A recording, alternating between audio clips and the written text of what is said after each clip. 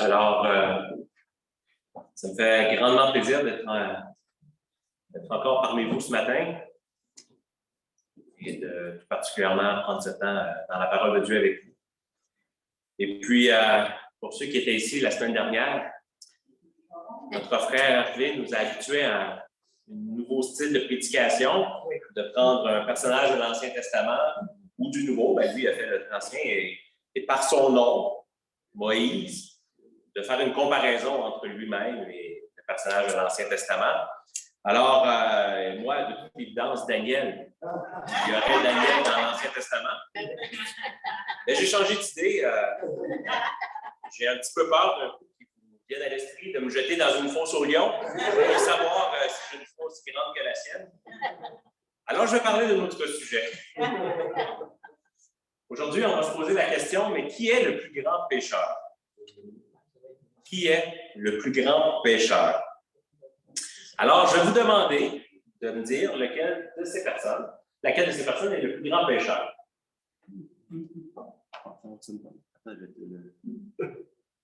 Je suis désolé. Est-ce que c'est Hitler? Lui? Un prêtre? Lui? Un chanteur de rock connu, je ne le connais pas moi, mais enfin, il est connu, semble-t-il. Ou bien, est-ce que c'est lui? Qui est le plus grand pécheur?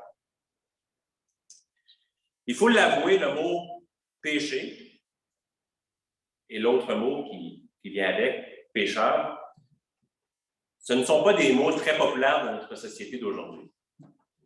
Des fois, je crains même de les dire, de peur qu'on m'accuse pour avoir enfreint une certaine loi du politiquement correct. On ne peut pas prononcer des mots comme homosexualité et d'autres types de mots. Et peut-être que péché et pécheur sont des mots qui ne sont pas trop populaires et que les gens n'aiment pas entendre. C'est un mot, malheureusement, qui a été oublié, qui a été relégué aux oubliettes, qu'on a mis de côté et qu'on ne veut plus utiliser. Mais pourtant, c'est un mot que nous, les chrétiens, nous connaissons et que nous utilisons parce qu'il permet de décrire un état, l'état dans lequel nous sommes. Nous sommes des pécheurs devant Dieu. Mais qui est le plus grand pécheur? Qui est-il? Avant de répondre à la question, j'aimerais qu'on puisse tourner dans la Genèse pour regarder qu'est-ce que c'est être un pécheur. C'est quoi un pécheur? Et surtout, pourquoi, dans la société d'aujourd'hui, les gens ont de la difficulté à accepter qu'ils sont des pécheurs.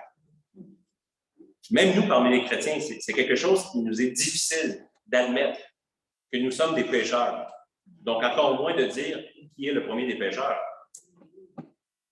Donc, qu'est-ce que c'est un pécheur et pourquoi, on va voir les deux en même temps, et pourquoi on refuse de l'admettre que nous sommes des pécheurs bien souvent? Alors d'abord, la première raison pour laquelle c'est difficile d'admettre que nous sommes des pécheurs, c'est en raison de la nature même de notre être créé, la façon dont Dieu nous a créés. Dieu nous a créés pour vivre en fonction d'une notion de mérite. Je vais vous expliquer. Mais pour donner un exemple, si vous travaillez, vous vous attendez à recevoir un salaire.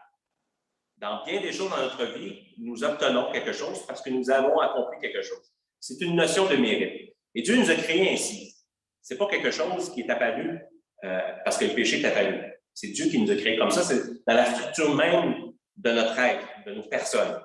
Et je vous invite à tourner avec moi pour le découvrir dans Genèse 2. Les deux. Genèse 2, 16 à 17.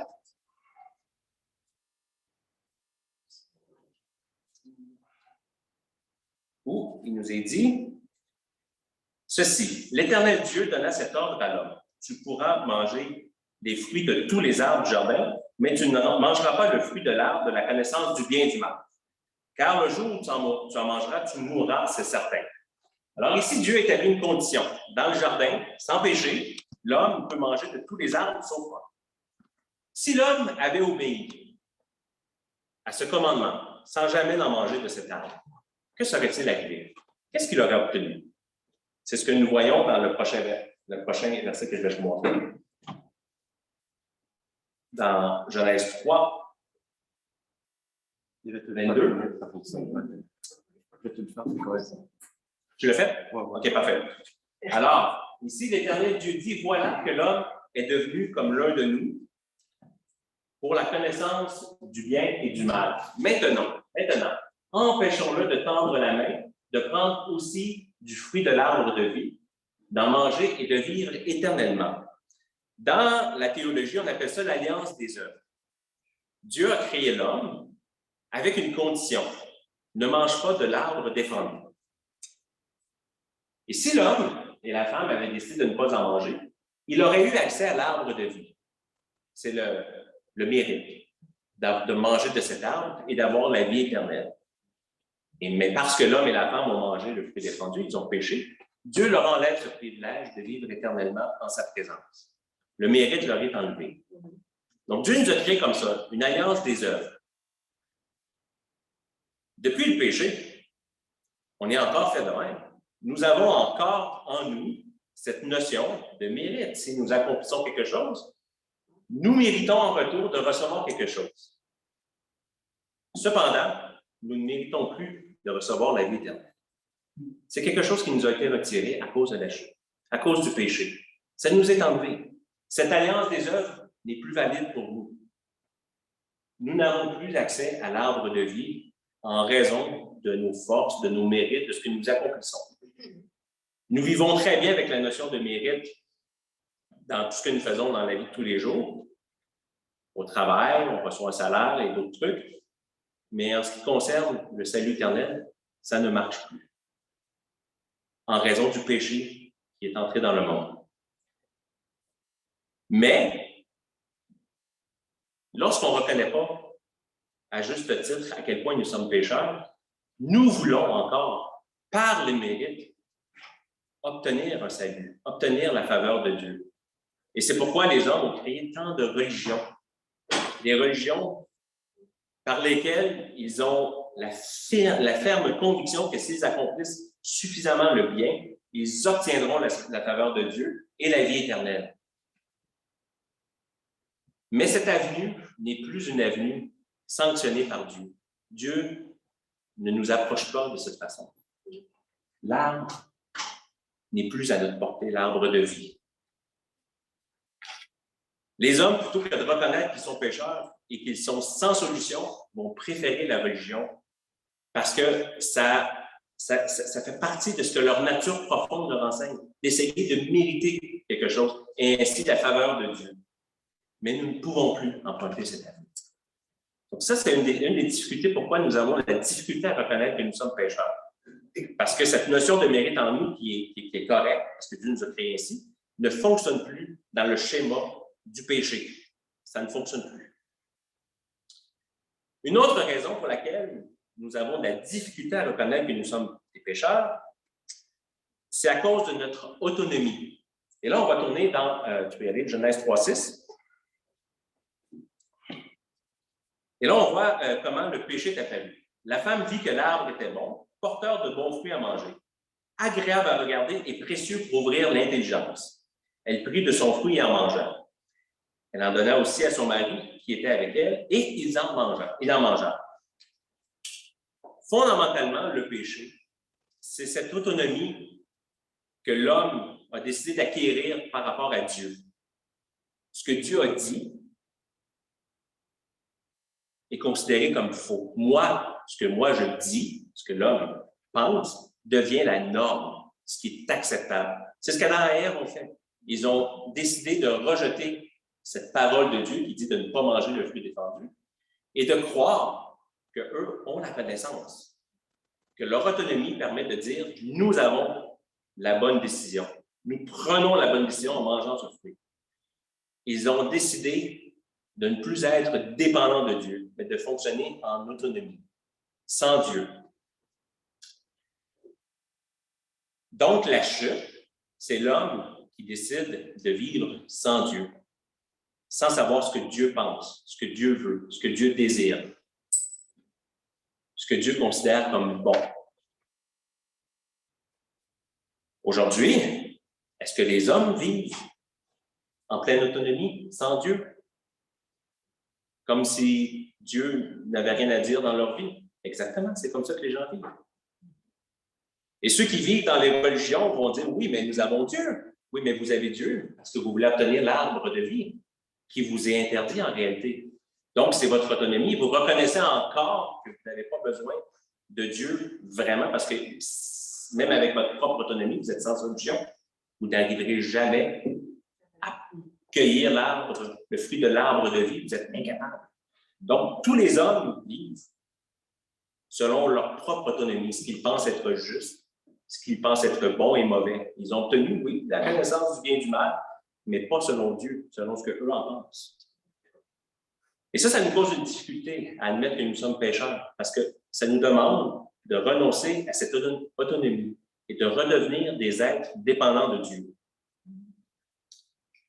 Alors, qu'est-ce qui est arrivé depuis qu'Adam et Ève ont mangé le fruit défendu? Et là, vous allez voir, je ne me pose pas de question, c'est qui a incité qui à manger le fruit, c'est l'homme ou la femme.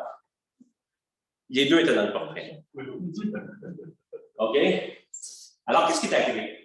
Leurs yeux à tous les deux s'ouvrirent et ils prirent conscience qu'ils étaient nus. Ils attachèrent des feuilles de figuier ensemble et s'en firent des ceintures. Quand ils entendirent la voix de l'Éternel, Dieu en train de parcourir le jardin vers le soir, l'homme et sa femme se cachèrent loin de l'Éternel, au milieu des arbres du jardin. Alors, la réaction première d'une personne qui veut vivre d'une façon indépendante de Dieu, dans sa propre autonomie, c'est de fuir la présence de Dieu. C'est de fuir Dieu, c'est de s'en aller se cacher. Pourquoi? Parce que quand Dieu apparaît, lorsqu'il vient à nous, sa justice, sa sainteté, sa seule présence révèle notre nudité. Dieu révèle à quel point nous sommes seuls, nous sommes nus. Être nu, si on comprend bien l'Ancien Testament, ça veut tout simplement dire ceci. Ça veut dire que nous sommes seuls, sans Dieu, coupés de Dieu et séparés des autres. Oui, les autres sont parmi nous, autour de nous. Oui, Dieu est en haut ou partout, mais nous sommes profondément seuls. Nous sommes nus. Nous n'avons plus une relation horizontale avec ceux qui nous entourent. Elle est entravée par toutes sortes de choses qui font en sorte que les relations sont toujours conflictuelles. Et cette relation avec Dieu, elle est totalement coupée, de sorte qu'on ne connaît plus ce que Dieu veut, ce que Dieu aime, ce que Dieu désire pour nous. Alors, lorsque Dieu apparaît dans le portrait, lorsqu'il se présente à nous et qu'il veut nous révéler qui nous sommes, quel est notre état réel en tant qu'être humain, que nous sommes des pécheurs, eh bien, nous fuyons, nous nous cachons, nous essayons du mieux que nous pouvons de cacher cette nudité, de ne pas révéler ou laisser Dieu révéler à quel point nous sommes seuls, à quel point, en réalité, on est sans ressources. Et vraiment, on souffre parce que nous sommes coupés des autres, nous sommes coupés de Dieu. Et on ne veut pas entendre ce message. On ne veut pas que Dieu nous rappelle cette nudité parce que ça nous révèle qui nous sommes vraiment et ça nous oblige à reconnaître cette culpabilité qui est en nous, que nous avons péché. Alors, c'est quelque chose de difficile pour nous d'admettre que nous sommes pécheurs parce qu'en même temps, c'est admettre que nous sommes nus. Alors, qu'est-ce qu'on fait lorsque on ne veut pas admettre que nous sommes nus, que nous avons péché? Ben, on fait comme Adam et Ève. Tu peux y aller. L'homme, oups, ici, il manque un petit bout. C'est drôle, hein? Il manque toujours la première phrase. Cependant, l'Éternel Dieu appela l'homme et lui dit, « Où es-tu? » Il répondit, « J'ai entendu ta voix dans le jardin et j'ai eu peur, parce que j'étais nu, alors je me suis caché. » L'Éternel Dieu dit, « Qui t'a révélé que tu étais nu? Est-ce que tu as mangé du fruit de l'arbre dont je t'avais interdit de manger? » L'homme répondit, « C'est la femme que tu as mise à mes côtés qui m'a donné de ce fruit et j'en ai mangé. » l'Éternel dit à la femme, « Pourquoi tu fais cela? » La femme répondit, « Le serpent m'a trompé et j'en ai mangé. » Je savais que ça vous ferait marrer, cette histoire de... Le premier réflexe d'une personne qui sait être nue et qui veut se cacher, c'est de blâmer les autres. C'est bien plus facile de dire, « Hey, toi, t'es tout nu. » Pas moi. C'est de ta faute. Et si Adam vient blâmer qui? Il blâme Dieu d'abord. Pourquoi tu as mis cette femme-là à mes côtés? Hein? Et ensuite, il blâme la femme. C'est à cause d'elle. Puis en réalité, c'est un blâme à Dieu. Et la femme, qui se pense peut-être plus vertueuse, mais elle ne l'est pas en réalité, elle, qu'est-ce qu'elle fait? Elle va blâmer le serpent. Alors, finalement, c'est comme ça que nous réagissons. C'est beaucoup plus facile de reconnaître que l'autre est pécheur que de reconnaître que nous sommes pécheurs. Honnêtement, dans bien des couples, le conjoint a toujours plus de péché que nous. C'est triste, mais c'est souvent ça. Donc, nous avons de la difficulté à reconnaître que nous sommes pécheurs parce que, on l'a dit, c'est une manière où il faut reconnaître sa nudité, à quel point nous sommes pécheurs nous-mêmes, mais aussi c'est parce qu'on est entré dans cette logique de blâmer les autres ponctuellement. Et nous grandissons avec cette logique-là, de sorte que toute notre vie, on a blâmé bien plus les gens autour de nous, qu'on s'est blâmé soi-même. Moi, c'est clair, j'ai blâmé plus de gens autour de moi que je me suis blâmé moi-même. Et je suis un homme introspectif, qui est très sévère envers lui-même. Mais j'ai la critique facile pour les autres. Mais rarement, en tout cas, mon épouse ne trouve pas que je me critique assez. Ah, vous donner une idée. Le péché est aussi une séduction. Et c'est pour ça que c'est difficile de se sortir de cette mentalité que nous ne sommes pas pécheurs, ou très peu, et de reconnaître que nous sommes vraiment des pécheurs, c'est parce que le péché est une séduction. Et encore dans la Genèse, nous voyons, certainement, si tu agis bien, tu te relèveras. Si en revanche tu agis mal, le péché est couché à ta porte, et ses désirs se portent vers toi. Mais c'est à toi de dominer sur lui. Hein, c'est ce que Dieu a dit à Caïn. Le but premier du péché, c'est justement de satisfaire des besoins égoïstes que nous avons comme personnes soi-disant autonomes. Nous vivons pour nous-mêmes. Et le péché vient renforcer cette idée qu'il y a un plaisir à vivre pour soi-même, séparé de Dieu, séparé des autres. Et c'est ça le péché. Il porte ses désirs vers nous pour que nous fassions des choses qui nous isolent, qui nous rendent encore plus nus, qui nous isolent encore davantage de Dieu et des autres.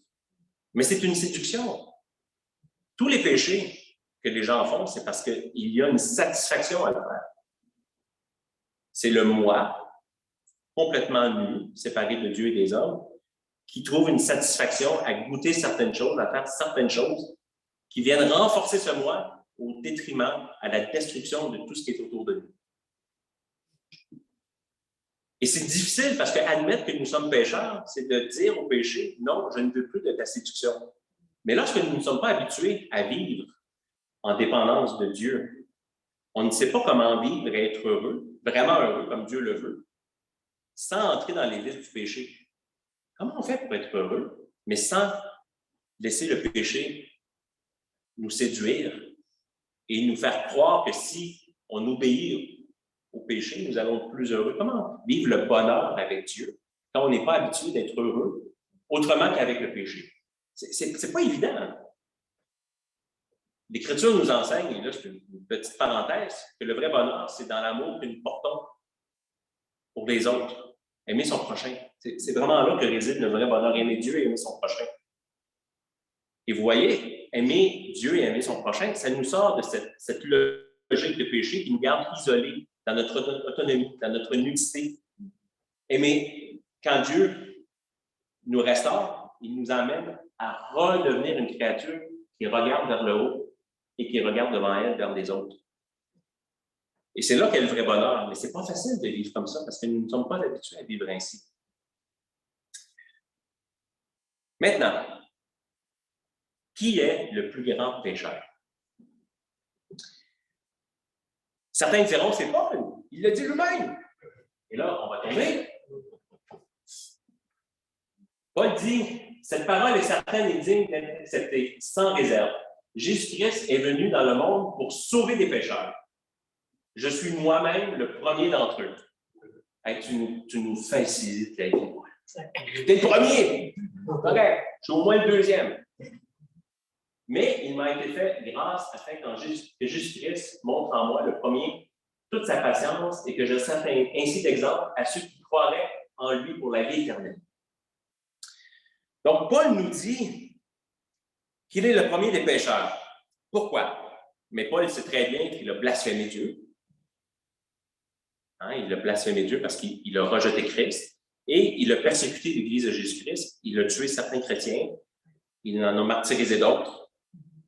Donc, Paul, qui se sait être un homme issu d'une tradition pharisianique extrêmement rigide, avait beaucoup d'éléments pour se glorifier, penser qu'il était meilleur que les autres. Mais il a tout mis ça de côté. Il a dit, non, moi, je suis le premier des pécheurs. J'ai persécuté l'Église de Jésus-Christ. J'ai mal agi. Et probablement qu'il a d'autres péchés dans sa vie qu'on ne connaît pas. Donc, Paul se déclare le premier des pécheurs. Est-ce que Paul est en train de nous enseigner à faire une certaine compétition pour déterminer qui est le premier des pécheurs? Est-ce qu'il nous met en compétition les uns avec les autres? Qui voudrait participer à une telle compétition? Yeah! Cette semaine, c'est moi le premier pécheur. J'ai réussi à obtenir enfin ce premier prix. Non, Paul ne nous entre pas en compétition les uns avec les autres. En fait, quand Paul dit qu'il est le premier des pécheurs, il n'est pas en train de se comparer aux autres. Il n'est pas en train d'évaluer les autres et de dire « Ah, moi, j'ai plus péché qu'eux, eux ont moins péché que moi, donc je suis le premier des pécheurs. » Et je ne pense pas non plus que Paul essaie de nous placer dans une logique de comparaison et essayer de déterminer qui est le premier des pécheurs, qui a péché le plus, qui a péché le moins. Le faire reviendrait à la nudité dont nous avons parlé plus en avant. Si moi, je commence à évaluer qui a le plus péché, est-ce que je suis en train de reconnaître mon propre péché? Est-ce que je suis en train de dire qu'en réalité, je suis pécheur et je n'ai pas le droit de blâmer les autres, comme Adam et Ève l'ont fait? Non, Paul n'est pas en train de nous ramener à cette forme de logique, à cette forme de réflexion, qui est en réalité une réflexion d'un homme nu sans Dieu. Paul est en train de dire qu'il est le premier des pécheurs parce que Paul regarde uniquement à lui-même. Dieu lui a révélé qui il était. Il s'est révélé à lui. Jésus lui est apparu. Et Paul a pu voir sa vraie nature. Et la seule conclusion à laquelle il pouvait parvenir, c'est que lui-même était le premier des pécheurs dans ce sens. Comment je pourrais le dire? J'aimerais vous le dire correctement pour que ça sorte bien. Paul n'est pas en train de se comparer ici. Sachez-le tout de suite. Paul n'est pas en train de dire que les autres ont moins péché que lui. Paul était très sévère envers les gens. C'est pour ça qu'il prêchait l'Évangile, pour que chacun se repente. Mais Paul savait que devant Dieu, il n'y avait que lui seul et personne d'autre. S'il devait se présenter devant Dieu, il ne pourrait pas arriver devant lui avec des gens à côté de lui, avec qui il pourrait se comparer et dire, voilà, Dieu, lui a beaucoup plus péché que moi, lui a beaucoup plus péché que moi, donc moi, je mérite une plus grande acceptation de ta part. Paul ne peut pas faire ça. Alors, il dit, je suis le plus grand, le premier. Ça veut dire la même chose ici, le plus grand, le premier, tout simplement. Je me place comme étant le plus grand pécheur parce qu'en réalité, c'est ce que je suis. C'est ce que chacun de nous sommes aujourd'hui. Nous sommes chacun le premier ou le plus grand des pécheurs. Quand Dieu se révèle à nous, quand il nous montre quel est notre véritable état, quand le Saint-Esprit vient en nous et fait cette œuvre, la seule conclusion à laquelle nous pouvons arriver, c'est dire que nous sommes chacune le plus grand des pécheurs, la plus grande des pécheuses. Parce qu'il n'y a plus aucune comparaison possible, aucune évaluation entre aucune gradation. Qui est le premier, le deuxième, le troisième? On est tous des premiers pécheurs. Devant Dieu, il n'y a pas de distinction. Nous avons tous péché et nous sommes séparés de la gloire de Dieu. Et Jésus a été très clair là-dessus. Dans Luc 3, il dit d'une façon tellement belle, on ne voit pas le haut, hein? Es-tu capable d'ajuster? Même moi, je ne le vois pas. Non? OK, bien c'est correct que je vais le lire. Luc 3, à partir de 1.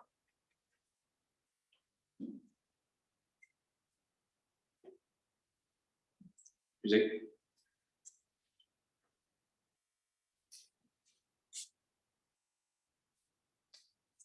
C'est pas Luc 3. Hein? Luc 3, 1 à 5. Non, je n'ai pas écrit le bon. Mais c'est pas grave, je n'ai pas la bonne référence. Là. Ah, ouais. Il faut que je m'en souvienne. Donnez-moi un instant.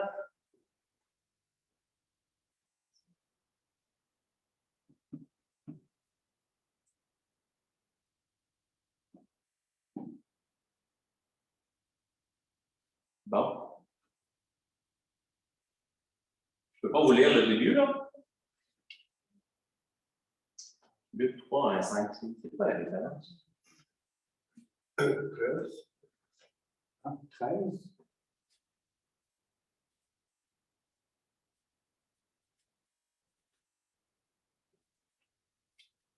Si tu pouvais, même si je n'ai pas la référence, si tu pouvais me l'agrandir, me rapetisser les fonds, ça pourrait aller. Tu peux le faire là-bas. Non? OK. Bon. En tout cas, on va prendre la deuxième section, puis ça va être très bien expliqué le concept. Oups. Mais c'est le 13. C'est Luc 13, dans 5? Oui, 13. Ah, bon, parfait. OK, c'est ça, j'ai manqué d'inscrire en 1. Ah.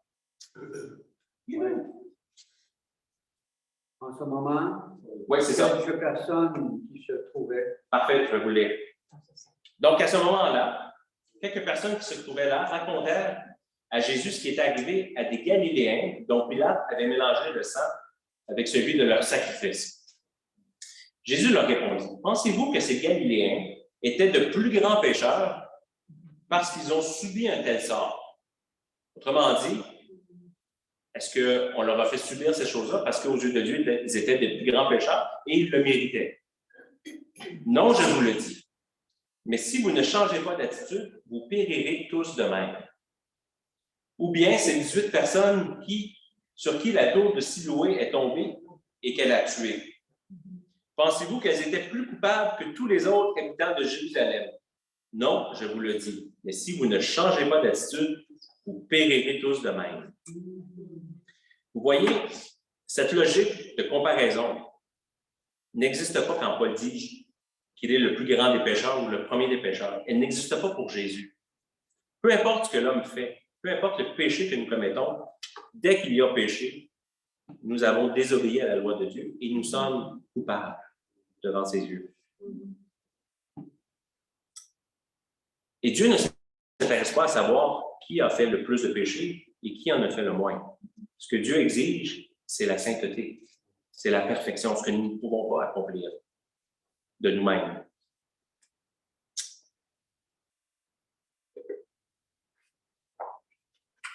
Nous sommes tous un premier pécheur ou le plus grand des pécheurs. Ça peut sembler décourageant, se reconnaître pécheur, de dire « je suis le plus grand des pécheurs, je suis le premier des pécheurs ».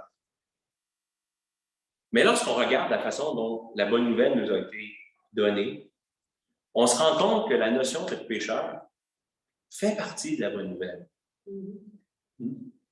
C'est pas quelque chose qui est étranger à la bonne nouvelle ou que la bonne nouvelle ne traite pas. La bonne nouvelle, comme Jésus le dit, prochain verset, Matthieu 3, 2, là je pense qu'on va tous le voir, changez d'attitude, car le royaume des cieux est proche. Changez d'attitude, car le royaume des cieux est proche. Chaque fois que, ici, il y a Jean qui le dit, et Jésus aussi le dit, les deux ont dit la même parole. Lorsqu'il prêchait d'abord la repentance, le changement d'attitude.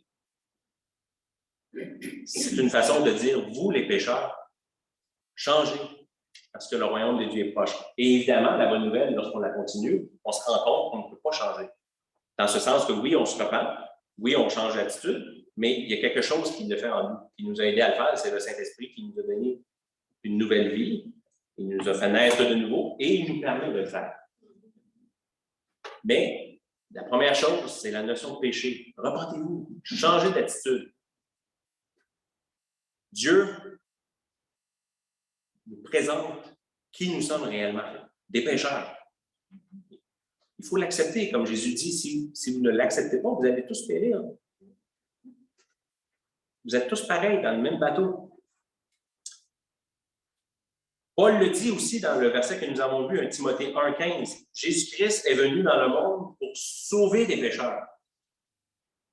Le but de l'incarnation, c'est que Jésus puisse venir dans le monde, mourir sur la croix, afin de nous racheter. Ça fait partie de la bonne nouvelle. Jésus est venu dans le monde pour sauver les pécheurs. Par définition, un chrétien, c'est une personne qui reconnaît sa nudité, qui reconnaît qu'elle est une personne pécheresse. Une personne qui n'a pas vu la gravité de son propre péché et qui prétend avoir reçu la grâce de Dieu, c'est une personne qui vit en contradiction avec l'Évangile de Jésus-Christ. Ça n'existe pas. Tout vrai chrétien passe par cette conviction en lui ou en elle qu'elle est une personne pécheresse. Mais là, on va mettre des zones grises. Ça ne veut pas dire que nous reconnaissons du premier coup à quel point nous sommes des pécheurs. Je ne sais pas si Dieu m'avait révélé le premier jour de ma conversion à quel point j'étais un homme pécheur et quelle était la profondeur de mon état de pécheur. Je ne sais pas si je serais resté vivant sur mes deux pieds. J'aurais sans doute fait une crise cardiaque. Parce qu'on ne peut pas supporter la vision de notre propre péché. Cependant, une personne qui reçoit l'Esprit de Dieu reconnaît qui elle est. Et elle est capable de dire, oui, je suis le premier des pécheurs. Parce que seul devant toi, ô mon Dieu, il n'y a que moi, et que moi seul qui peux être blâmé. Quand je vais arriver devant toi, mon Dieu, je ne peux plus blâmer les autres. Il reste juste moi, le premier devant toi, que tu peux blâmer. Je suis le premier des pécheurs. Donc, quand l'Esprit de Dieu entre dans nos vies, il nous montre qui nous sommes, il nous montre notre état de pécheur. Mais plus nous croissons dans la foi, et plus il nous montre à quel point nous sommes pécheurs. Mais plus nous apprenons à savoir à quel point nous sommes pécheurs, plus la grâce de Dieu devient délicieuse. Et nous l'apprécions encore plus. Et nous ne voulons plus revenir en arrière pour dire « J'ai choisi d'être devenu chrétien ». Oh non! On se rend compte qu'on a besoin de cette grâce parce qu'il est venu sauver des pécheurs et je suis le premier des pécheurs et j'ai besoin encore plus de la grâce, plus que j'ai. Donc, en réalité, apprendre que nous sommes le premier des pécheurs, le reconnaître, fait partie de la bonne nouvelle de Jésus-Christ.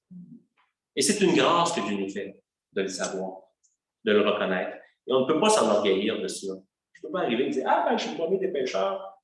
Amen! » Il n'y a aucune gloire là-dedans. Il n'y a que tristesse d'avoir péché contre Dieu. Mais lorsque nous le reconnaissons, nous sommes prêts à accepter la grâce de Dieu. Son salut gratuit pour chacun d'entre nous. Que Dieu vous bénisse. Amen.